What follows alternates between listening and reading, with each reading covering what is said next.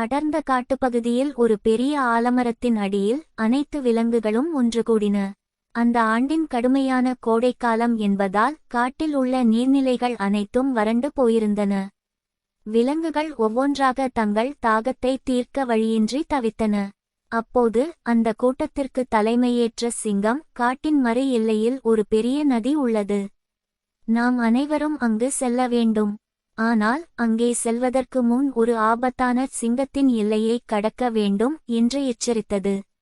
அனைத்து விலங்குகளும் பயந்தபோது ஒரு சிறிய முயல் முன்வந்து, நாம் அனைவரும் ஒற்றுமையாகச் செயல்பட்டால் எந்த ஆபத்தையும் வெல்லலாம் என்று ஒரு யோசனையை கூறியது.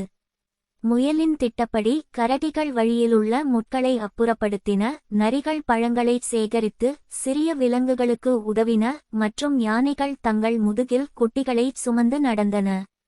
இறுதியாக எல்லையை அடைந்தபோது அங்கே வழிமறித்த முரட்டுச் சிங்கத்தை விலங்குகளின் ஒற்றுமை மற்றும் தந்திரமான அணுகுமுறையைக் கண்டு பயந்து ஓட்டியது. அனைவரும் நதியை அடைந்து தங்கள் தாகத்தை தீர்த்து கொண்டன.